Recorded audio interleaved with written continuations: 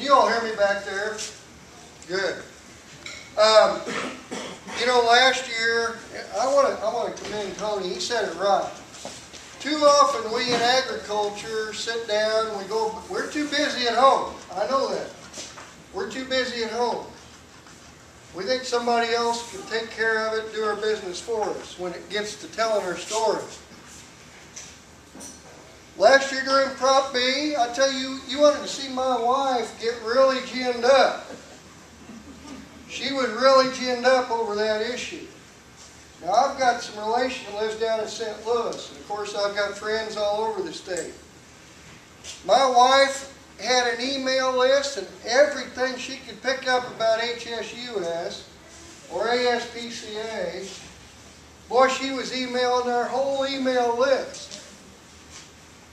But that's what everybody needs to do to get the story out. People they still trust farmers. They still trust farmers. But it's up to us to tell our story, and that's the true story. Unlike what HSUS was like. They don't tell the truth.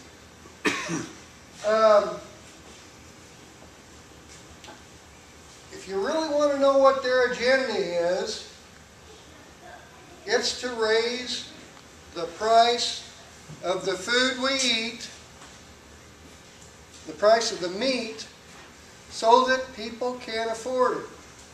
Now, Proposition B was, they said, Wayne Pacelli said when I had him in the Capitol, and I sat right across the table from him. And of course, if you remember the language in the Proposition B language, a pet was defined as any, what was it, the exact wording on it? Any domestic animal living in or around a residence. When I asked him, I said, what is your definition of a domesticated animal? Oh, this doesn't go about agriculture. Prop B is not about agriculture. I said, Mr. Pacelli, what is your definition of a domesticated animal? 3 times I had to ask him, and he knew I wasn't going to give up. He finally said, well, it could be a chicken, a cow, a horse, or a pig. Okay, we knew what their ulterior motive was. They're back again this year, and they want some things out of the legislature. Representative Tom Lerner's got he's got a House Joint Resolution which would protect the rights to basically farm, raise crops, livestock, and animals. HSUS this year, that's one thing they want to stop. I say, now you say you're not against agriculture. How come you want to stop that? Oh, we just don't want initiative petitions to change. What Tom wants to do with that is make it a 4/7 vote through initiative petition to have any effect on agriculture. So if you have a 4/7 of the majority of the people vote for that, then you can change agriculture. Now, they don't want that to change. And people, let me tell you, you all know the worst state in the whole country as far as economics? The worst state, that is, yes, California. Tony got it right, California. You know why they're in such bad shape? They're in such bad shape because they have an initiative petition process and their legislature can't change what the people voted on. Not because I'm a legislator in Missouri, not because of that, do I despise initiative petitions. Initiative petitions are bought and paid for by big money interests. They are not vetted. They're all written one way. A lot of time they're written so they don't even match our Constitution or our statutes here in Missouri. Now, if it goes through the legislative process, it's in my committee in the Senate, it's in the House committee, it gets vetted, we have testimony from both sides. And hopefully we've got the people that can write language that fits our Constitution and our statutes.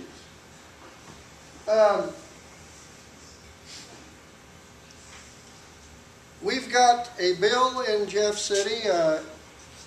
Let's see here. This would be Representative Smith has it, and it doesn't really prevent the confiscation of animals if there's been supposedly an abuse or neglect. But what it says was, whatever agency takes those animals cannot dispose of them, cannot neuter them, cannot spay them. They really can't do anything with them until you've had your day in court. Now what has happened in some instances was HSUS went in, or ASPCA, has gone in, confiscated animals. They've taken them, they've neutered them, or they've spayed them, and these were breeding animals. Or in one case of horses, they took the horses. The lady was found innocent, but then they sent her a bill for a month worth of vet care, feed, and everything else. And actually the judge found her innocent. But she got the bill. This bill that Representative Smith has would stop that. If you're found innocent, they can't charge you. We've got another bill in Jeff City, and it's on videotaping. Now, we probably all remember the video that was taken at the slaughter plant when we saw that Holstein cow go down. We've seen videos of a lot of different things, and 2 weeks ago there was a video from down in Oklahoma on some hog operations, because HSUS just moved into Oklahoma 2 weeks ago against the hog industry they've got down there. What this bill says is, if you witness and tape animal abuse or neglect, you're guilty of a misdemeanor if you don't turn that tape in within 24 hours. We all know what those people do.